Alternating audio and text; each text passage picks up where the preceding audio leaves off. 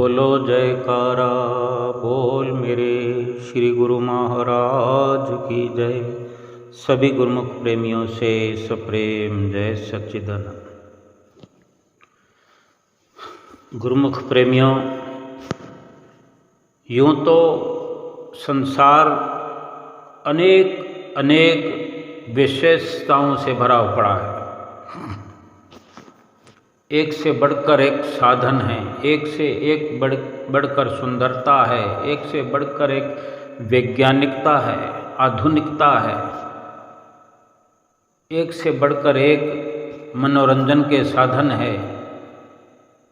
और जीव, ये इंसान यानी हम, इन सब से अपना नाता जोड़े हुए हैं।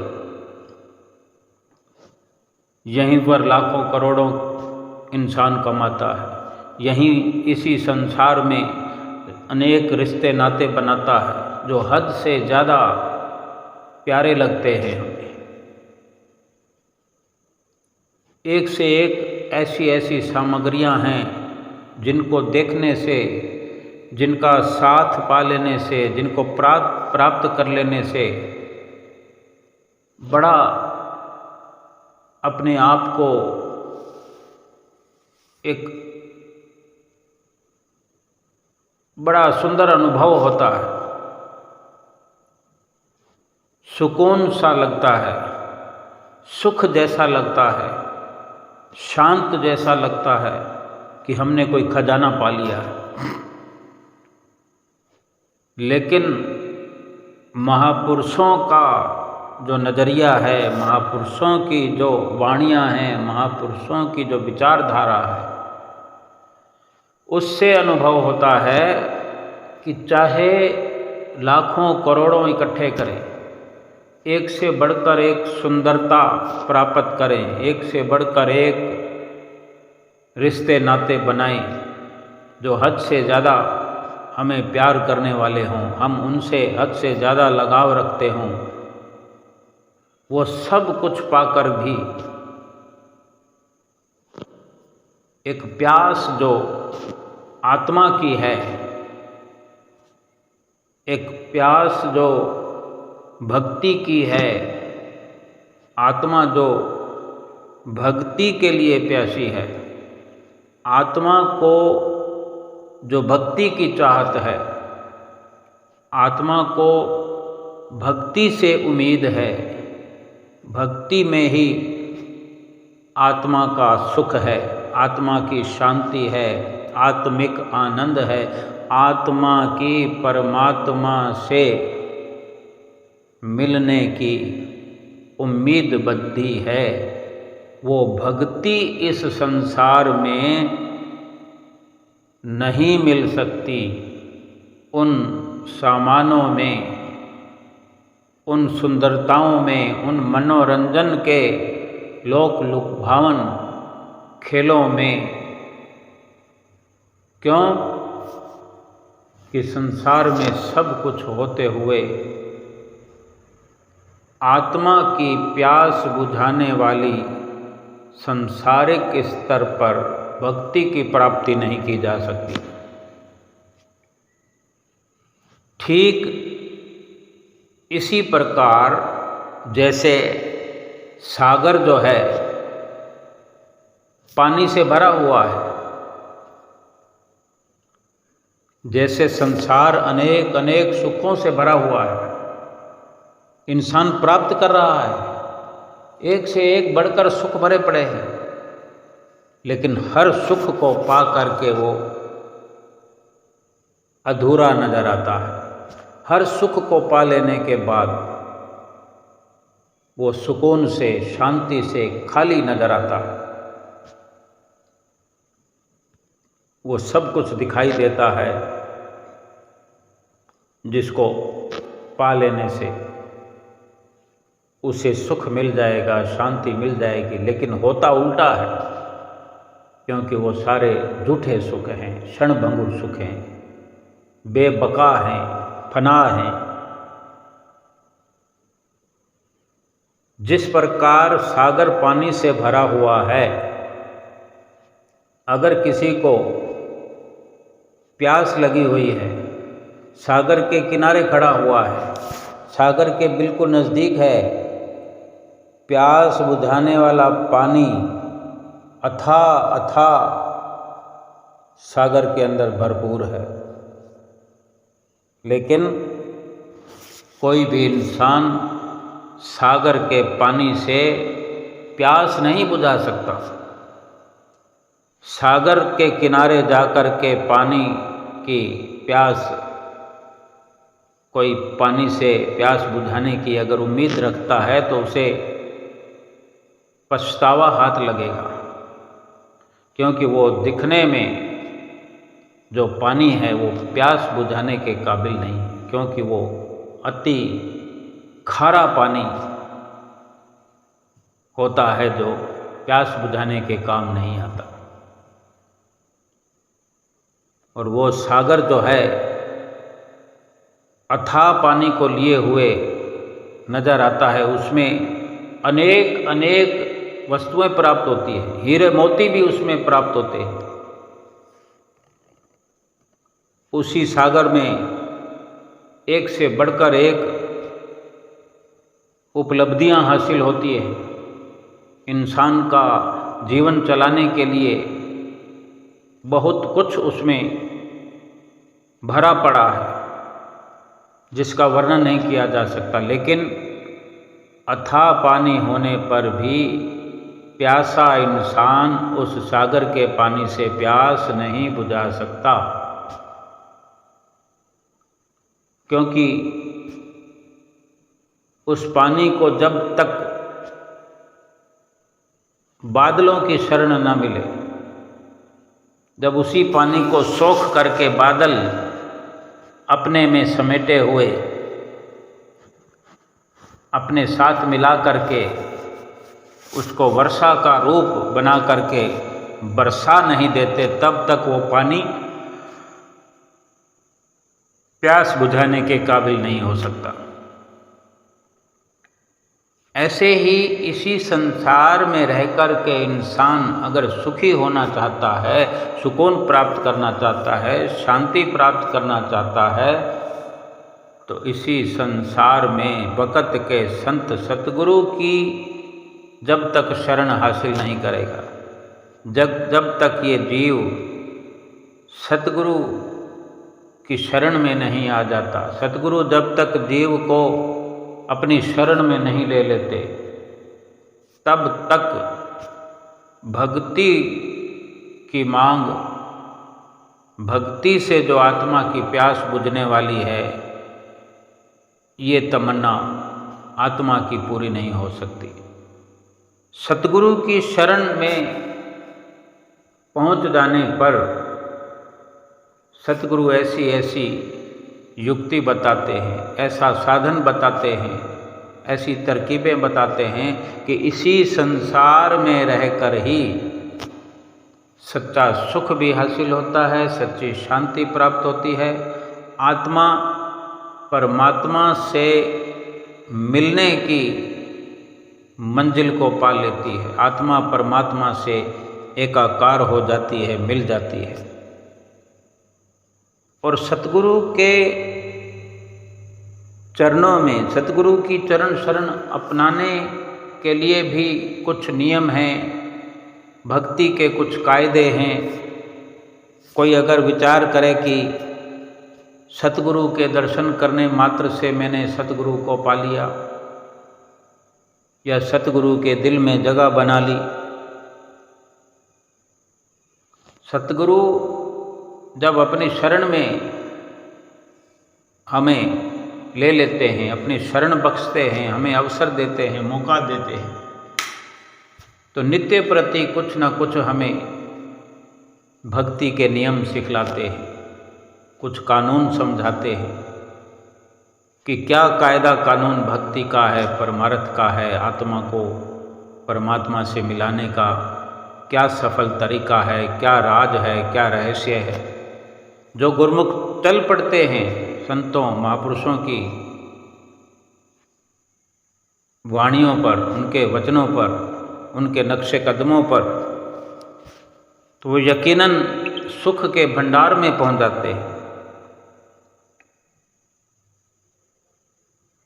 पानी में किसी तालाब के किनारे जाकर रात को हमने देखा होगा, कहीं हम स्नान करने जाते हैं या कोई पोखर है, कोई तालाब है, अगर वहाँ नज़दीक से गुजर रहे होते हैं, वहाँ ठहर जाते हैं, तो हम देखते हैं कि रात को आकाश में चांद निकला हुआ हो, वही चांद पानी में नज़र आएगा। जैसे पानी में चांद की परछाई को पकड़ लेने से, परछाई को छू लेने से हम सचमुच के चांद को नहीं पकड़ सकते, ऐसे ही हम बातों से, केवल ख्यालों से सतगुरु के चरणों में, सतगुरु के दिल में जगह नहीं बना सकते, सतगुरु की प्रसन्नता नहीं पा सकते।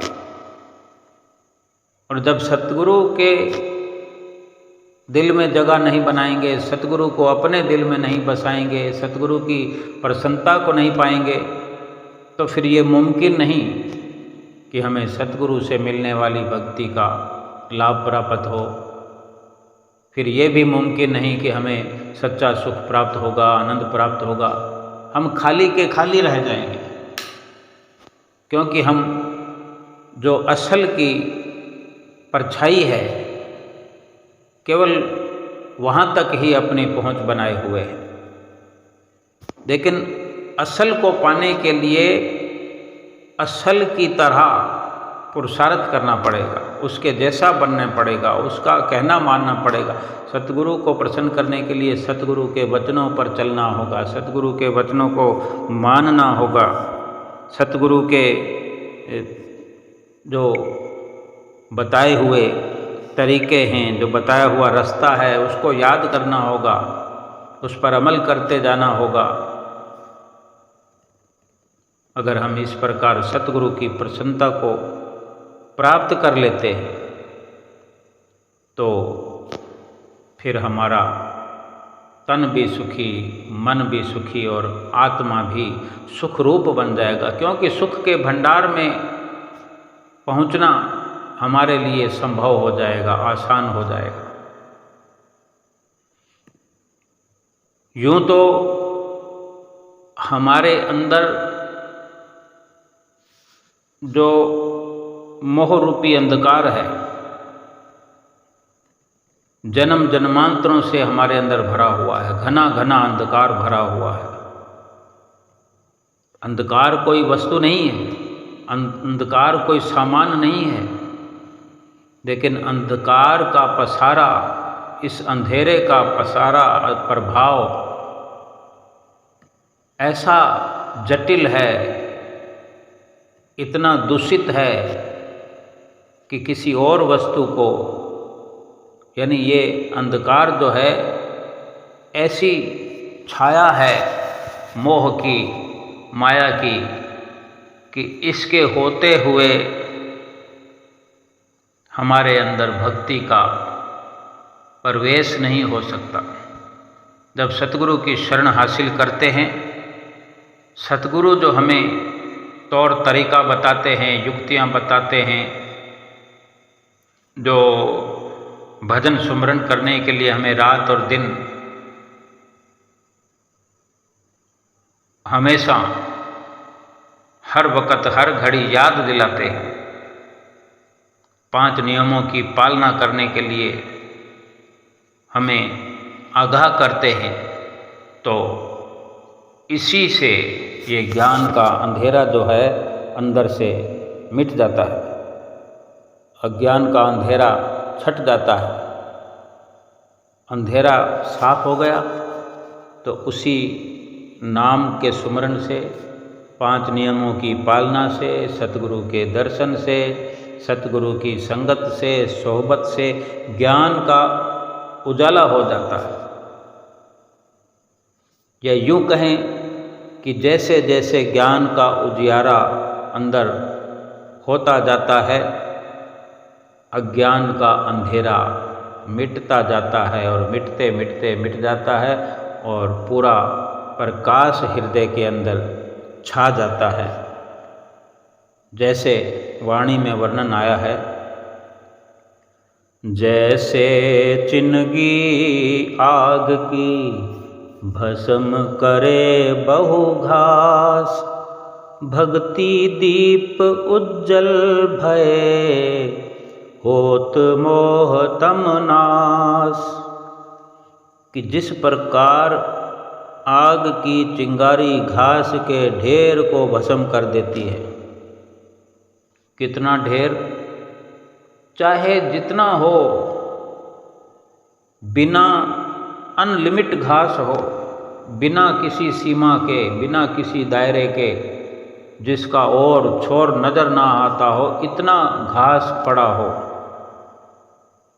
इतने घास को, इतने बड़े ढेर को, इतनी दूर तक फैले हुए घास को केवल एक छोटी सी चिंगारी जला करके उसको छुआ दिया जाए, वो आग की चिंगारी उस घास के ढेर को छू जाए, चिंगारी लग जाए, आग शुरू हो जाए, तो फिर देखते ही देखते आग ऐसा भयानक रूप धारण कर लेती है कि फिर कोई जतन काम नहीं आता। आग बुझाने के लिए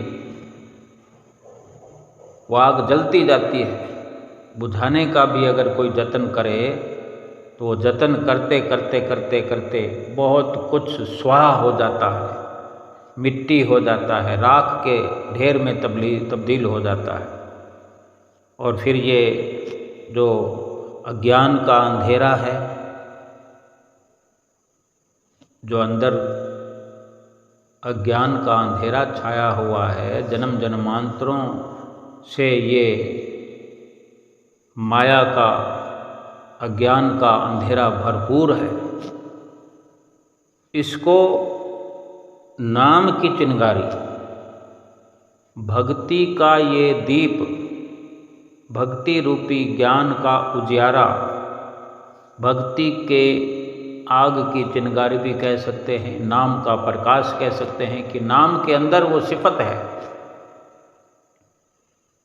कि जब हृदय के अंदर प्रवेश हो जाए, प्रवेश होने मात्र से ही अज्ञानता का समूल अंधकार, चाहे कितने ही जन्म जन्मांतरों का, करोड़ों जन्मों का अज्ञान का अंधेरा अंदर भरा पड़ा हो, विकार भरे पड़े हों, करोड़ों पाप भरे पड़े हों, फिर सब उस ज्ञान के दीप में, भक्ति के दीप में सब कुछ स्वाह हो जाता है, नाश हो जाता है।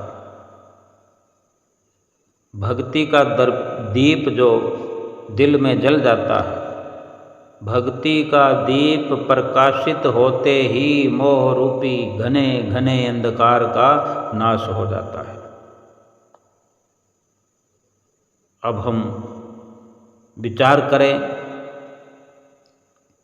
कितना आसान ये रास्ता सतगुरु बताते हैं, कितना आसान ये रास्ता है, तरीका है,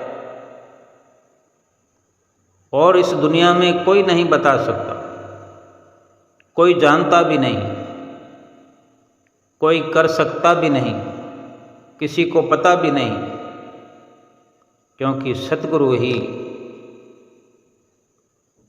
ये सब अपने अनुभव से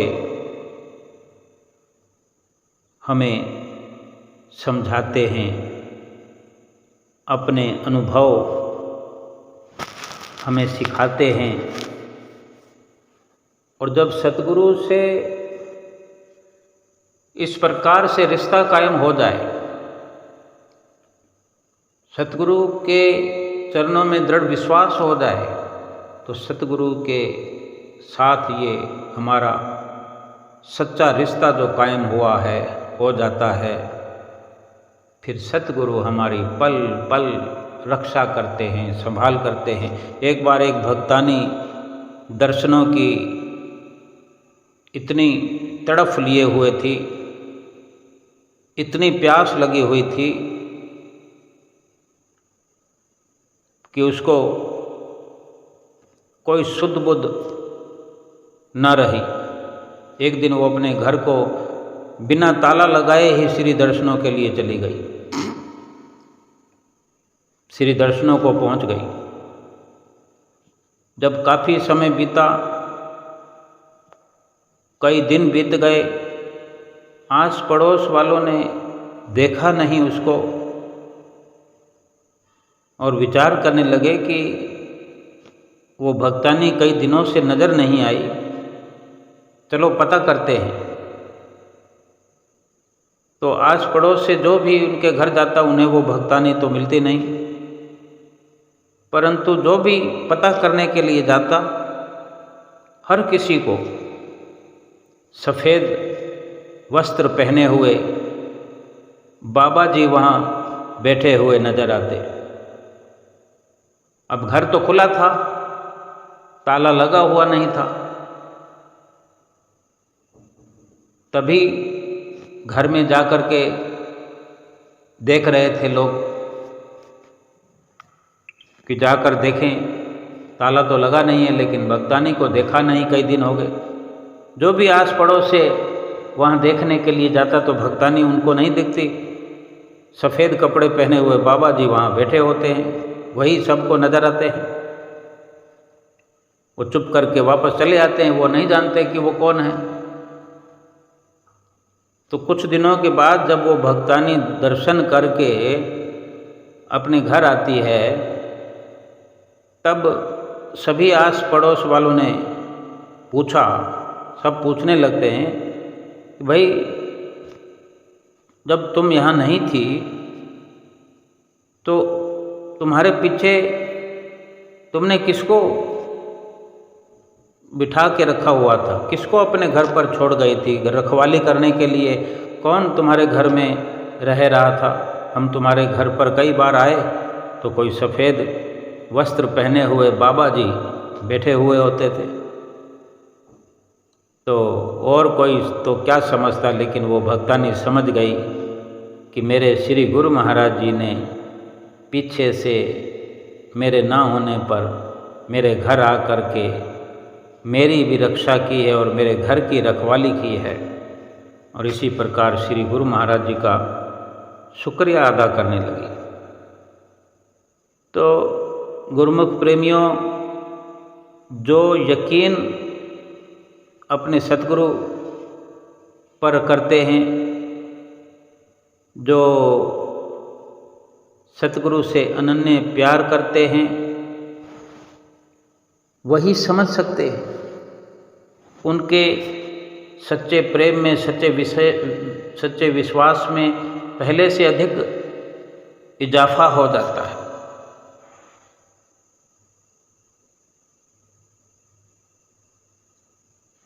तेरा नाम लिखा है कायनात पे और लाखों की हथेली पर। क्या कहता है एक कदरदान कि तेरा नाम लिखा है कायनात पे और लाखों की हथेली पर, लेकिन कहीं ऐसा भी है कि कोई नाम हो तेरी हथेली पर कि अक्सर याद करते हैं हजारों दिल से तुझको रोज। कभी कोई ऐसा भी होगा कि जिसकी तुझको होगी खोज। ख्वाबों की दुनिया है ये, मस्ती की शायद बातें हैं, तुझसे दीवानगी रखने वालों की सकल जिंदगानी ही है ये। जो तुझसे शुरू तुझ पे ख़त्म, तुझसे ही शू मंतर दिल के सारे भरम। अंत में केवल तू और तू ही रह जाता है, जैसे रात के बाद दिन हर मौसम में आता है। भाव कहने का है कि उसी परमात्मा का नाम पूरी कायनात पे लिखा हुआ है, संसार के जर्रे जर्रे पर, पत्ते पत्ते पर लिखा हुआ है, और लाखों करोड़ों जीवों की हथेली पर भी रखा हुआ है।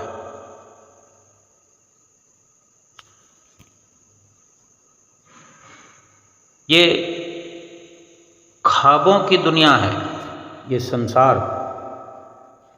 संसार एक स्वप्न है, सपना मात्र है, फिल्म मात्र है, एक ख्वाब है। और इतनी मस्ती की शायद सारी दुनिया बातें करती है, केवल ये ख्याली पुलिंदे हैं, ख्याली पुलाव पकाते हैं। लेकिन भगवान से दीवानगी रखने वालों की यही जिंदगानी है कि वो तुझ पे शुरू होती है और तुझ पे ख़त्म होती है। तुम्हीं से यानी परमात्मा से ही, परमात्मा के नाम से ही सारे दिल के भरम छू मंतर हो जाते हैं। जितने भी दिल में भरम हैं, विकार हैं, क्लेश हैं, कष्ट हैं, भरम हैं, सब के सब भरम मिट जाते हैं उसको याद करने से, उसकी दीवानगी में, उसका दर्शन करने से, उसका सुमरन करने से। सारी मैं मेरी समाप्त हो जाती है, सारा अहंकार समाप्त हो जाता है, काम, क्रोध, लोभ, मोह, अहंकार सब भस्म हो जाते हैं और केवल वही परमात्मा रह जाता है। और परमात्मा में ही वो जीव, वो गुरुमुख, वो सेवक समा जाते हैं, मिल जाते हैं, जो परमात्मा का नाम हर घड़ी हर क्षण भजते हैं। भक्ति कोई बातों से नहीं होती, भक्ति के लिए कुर्बानी करनी पड़ती है, भक्ति के लिए अपना सर्वस्व निछावर करना पड़ता है। एक बार बहुत पुराने समय की बात है, दूसरी पातशाही गुरु महाराज जी की, कि 4-5 व्यक्तियों ने वहाँ जो मन चले किस्म के लोग अभी सत्संग से जुड़े नहीं थे, केवल सुनते थे, लेकिन मन में उनके विचार कुछ नास्तिकता के थे। तो 4-5 व्यक्ति दूसरी पातशाही गुरु महाराज जी की परीक्षा लेने आए। आपस में उन्होंने क्या सलाह की कि श्री गुरु महाराज जी को भांग पिलाते हैं और इनकी परीक्षा लेते हैं कि अगर ये कोई कामिल मुर्शिद हैं, शाही फ़कीर हैं, परम संत हैं, परमात्मा का रूप हैं, तो ये भांग पी कर के भी उसके असर को पचा लेते हैं, इन पर भांग का नशा नहीं होता, प्रभाव नहीं होता। तो समझ में आ जाएगा कि ये पूर्ण योग निष्ठ परमेश्वर का रूप है। अगर प्रभाव पड़ गया तो ये भी निश्चित हो जाएगा कि ये कोई पूर्ण योगी नहीं है, कोई परमेश्वर का रूप नहीं है। तो उन्होंने ये सोचकर इतनी तेज भांग की मात्रा में तेज भांग मिला करके भांग को घोटा कि कई जनों को नशा चढ़ जाए, इतनी भांग उन्होंने दूसरी पातशाही गुरु महाराज जी को अर्पण किया। और श्री गुरु महाराज जी ने भांग को देखा और देखते ही समझ गए, क्योंकि जो पूर्ण योग निष्ठ परमेश्वर का रूप होते हैं, वे जन्मजात अवतारी होते हैं, सब कुछ वो जानते होते हैं। किसी के दिल में क्या चल रहा है, क्या विचार चल रहे हैं, वो क्या करने वाले हैं, वो सब कुछ जानते हैं। भांग को देखकर ही वो समझ गए कि हमारी परीक्षा लेने के लिए आए। श्री गुरु महाराज जी चुपचाप उस भांग को पी गए।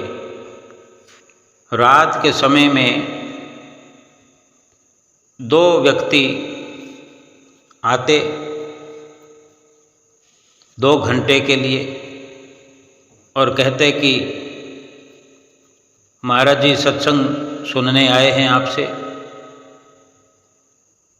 ये योजना बनाई थी कि 2-2 व्यक्ति करके आएंगे, क्योंकि 2 व्यक्ति जब सत्संग सुनेंगे तो बाकी जा कर के सो लेंगे, और वो 2 व्यक्ति जब श्री गुरु महाराज जी को जगाए रखेंगे, क्योंकि परीक्षा ले रहे हैं, और 2 घंटे वो बैठ करके फिर आ जाएंगे, फिर दूसरे 2 व्यक्ति चले जाएंगे। इतने में तो रात का पूरा जो रात के पहर हैं वो गुजर जाएंगे 2-2 घंटे करते करते। मकसद उनका यही था कि अगर इनको नशा चढ़ता है तो फिर ये कैसे सत्संग सुनाते रहेंगे लगातार। तो श्री गुरु महाराज जी रात भर सत्संग करते रहे। सुबह 4 बजे जिन व्यक्तियों की बारी थी आने की, 2-2 घंटे में जैसे आ रहे थे, तो वो जैसे ही आकर सत्संग सुनने बैठे तो उनको नींद आने लगी, ऊँघने लगी। तो श्री गुरु महाराज जी ने अपने पास में एक छड़ी रख छोड़ी थी। श्री गुरु महाराज जी ने वो छड़ी उठाई और उन व्यक्तियों को छड़ी से थोड़ा सा सचेत किया, खबरदार करते हुए कहा, क्यों भाई, परीक्षा तो लेने आए हो हमारी कि हम नींद करते हैं कि नहीं, और खुद सो रहे हो।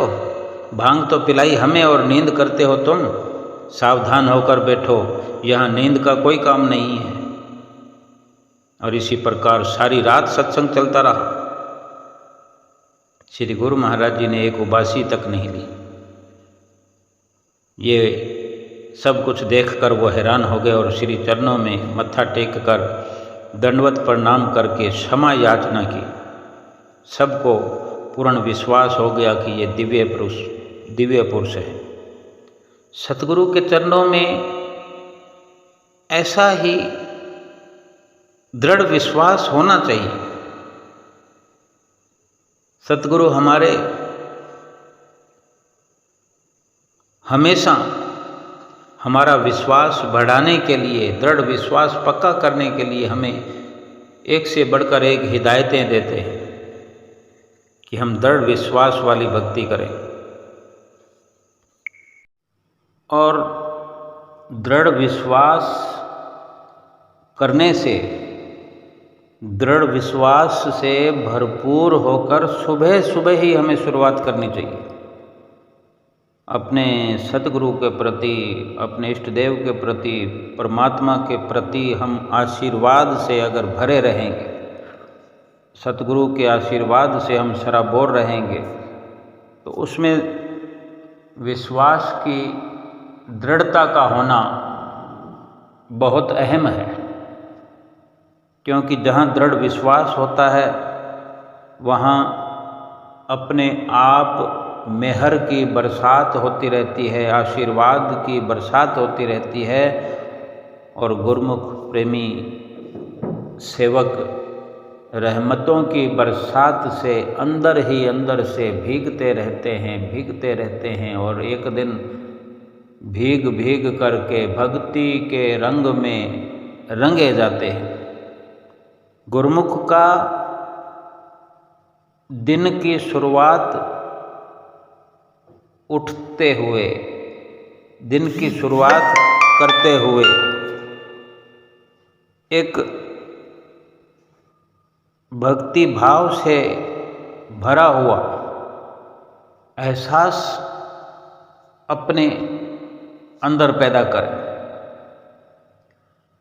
या एक आशीर्वाद अपने आप को भी दें, खुद अपने आप को आशीर्वाद दें। सबसे पहले हम इष्ट देव परमात्मा का सुबह की पहली किरण में ही शुक्राना करें। आज जो दिन हुआ, हमने जो इस नई सुबह को देखा, इस नई सुबह का अनुभव हम सतगुरु को याद करते हुए करें। पहला पहल शुक्राना सतगुरु के लिए हमारे दिल के भाव से निकले और संकल्प करें यकीन करें, दृढ़ विश्वास से भरपूर हो जाएं, निश्चिंत हो जाएं कि आज का दिन बहुत ही अच्छा होने वाला है। इसमें कोई संशय न रहे। दृढ़ विश्वास का मतलब ही यही है कि फिर कोई संशय भ्रम की कोई गुंजाइश नहीं रहे।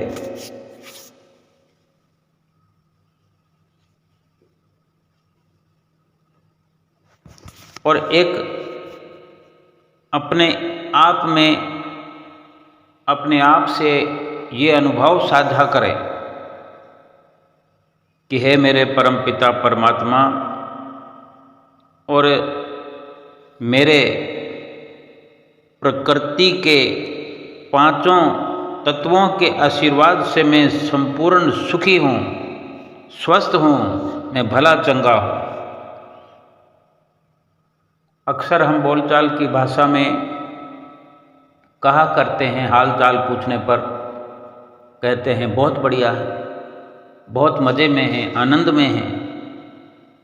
अगर ये बात हम दिल से कहना सीख जाएं, इस बात की सत्यता को समझ पाएं कि वास्तव में ये केवल कहने की बात नहीं है, अनुभव करने की बात है। दृढ़ विश्वास रख करके सतगुरु के चरणों में ये समझने की ज़रूरत है कि वास्तव में अपने परम पिता परमात्मा से, अपने सतगुरु से भीतर ही भीतर ये भाव साझा करें और इस सच्चाई का बयान करें कि मैं आनंद में हूँ, मैं सुखी हूँ, मैं स्वस्थ हूँ।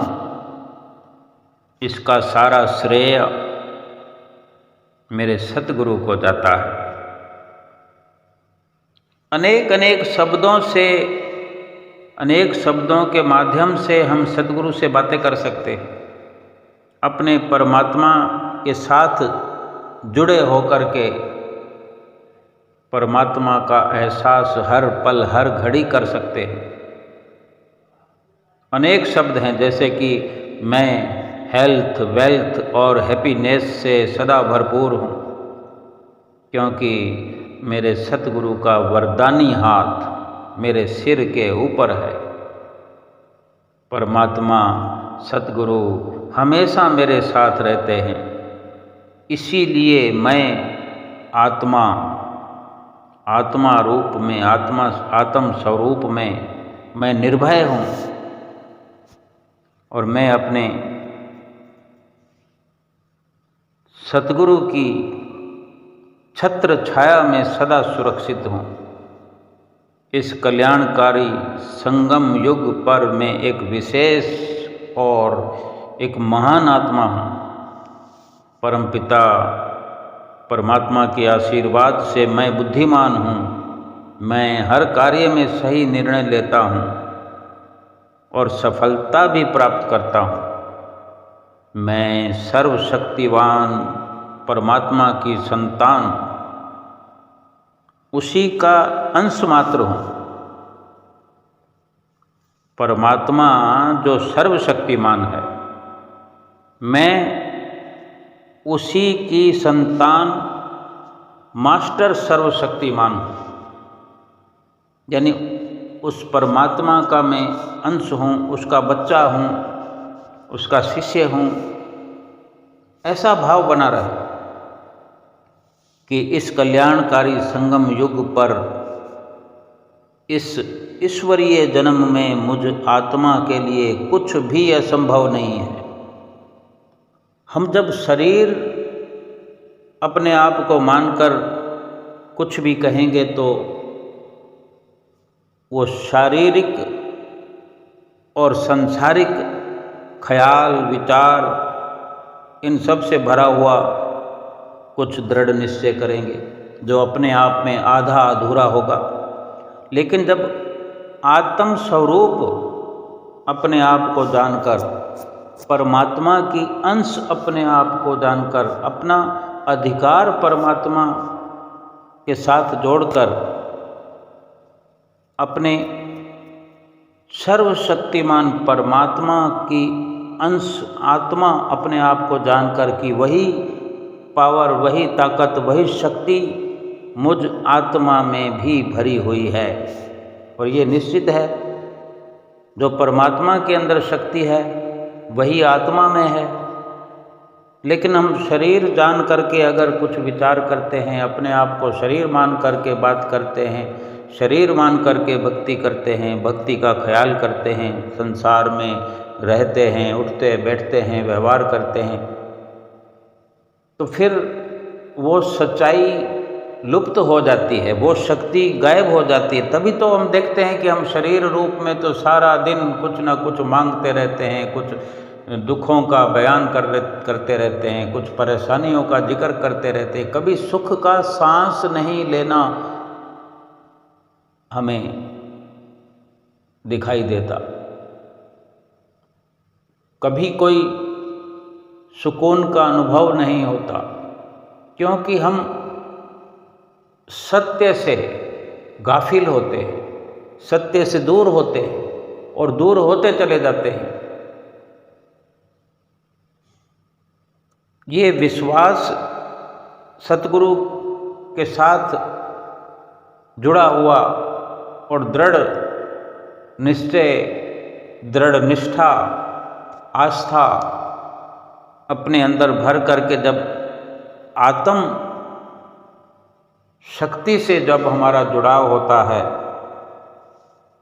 तभी हम ये ऐसे अल्फाज, ऐसे शब्दों का चयन कर सकते हैं, ऐसे शब्दों को अपने भीतर से प्रकट कर सकते हैं और सहज में ही ऐसे शब्द अपने अंदर से उजागर होते हैं कि मैं हर असंभव कार्य को बड़ी सरलता से संभव कर सकता हूँ, मैं बहुत शक्तिशाली हूँ, क्योंकि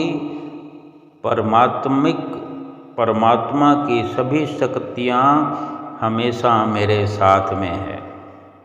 मैं परमात्मा ब्लेसिंग और वरदानों से सदा भरपूर हूँ। मैं परम पिता परमात्मा के सर्व गुणों और शक्तियों से संपन्न हूँ।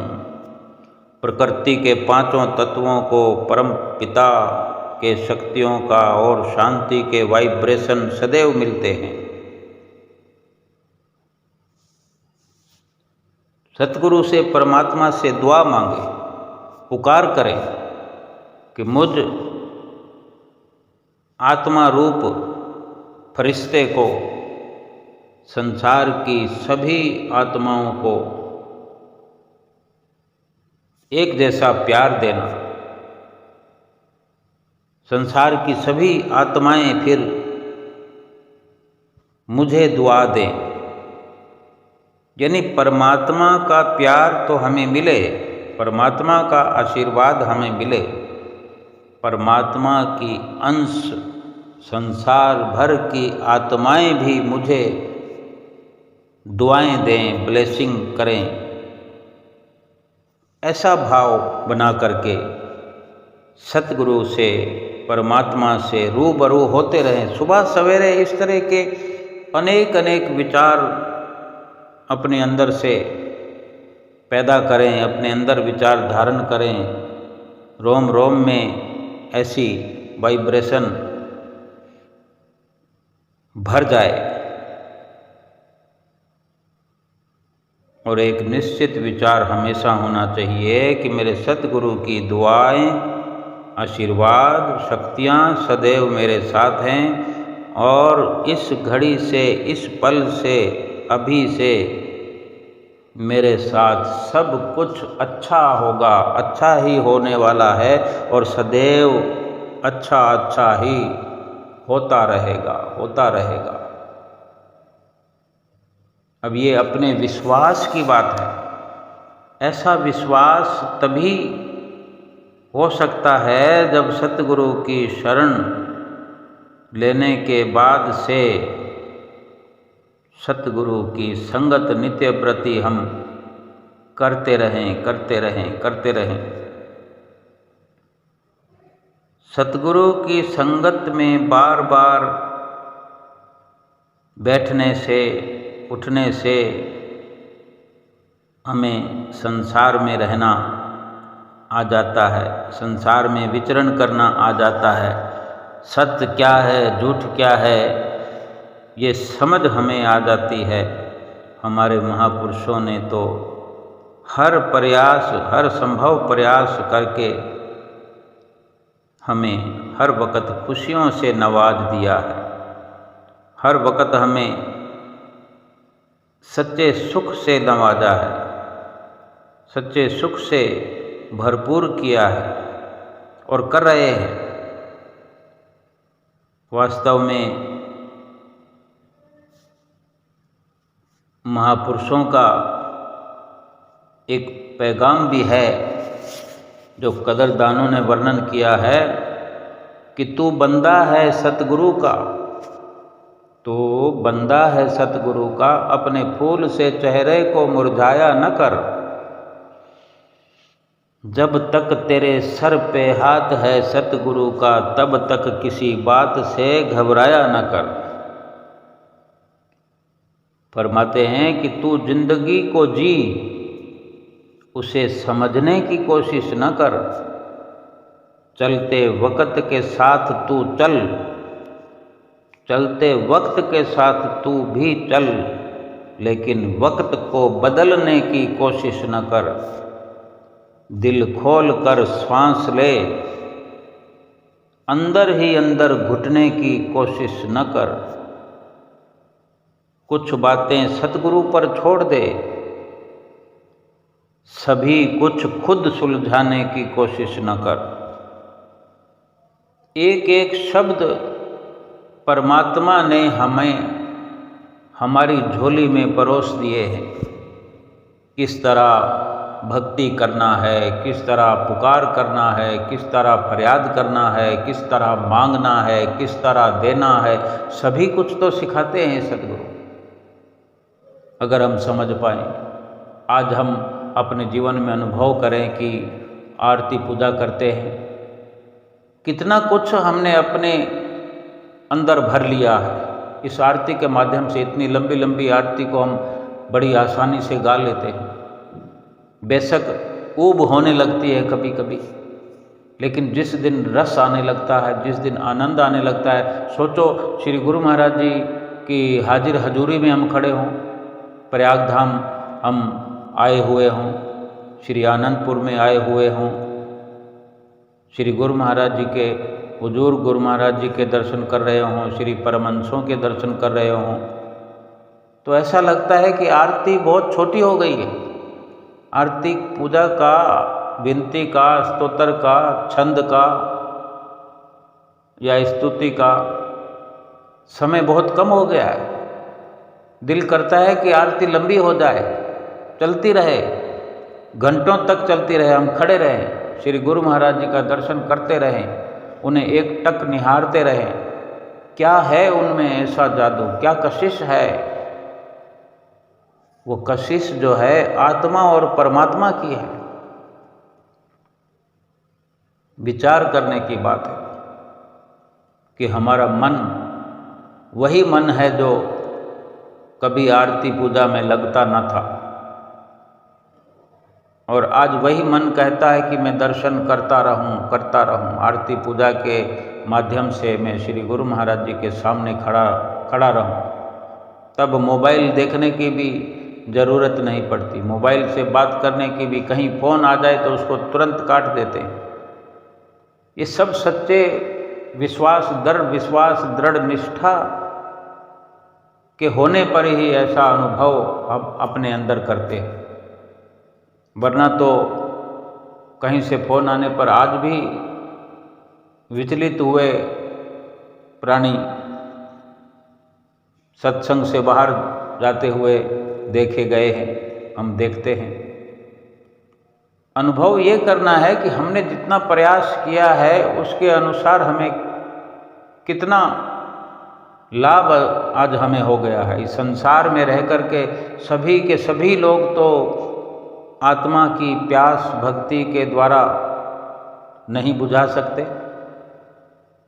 हम भी संसार में रहते हैं, आम दुनियादार भी इसी संसार में रहते हैं। क्या सबकी आत्मा की प्यास बुझ रही है? केवल केवल गुरुमुख प्रेमी, और उनमें भी दृढ़ विश्वास वाले, आप जैसे गुरुमुख प्रेमी, आप जैसे सेवक जो सत्संग से प्यार करते हैं, जो सतगुरु से प्यार करते हैं, उनके पांचों नियमों से प्यार करते हैं और निभाते हैं।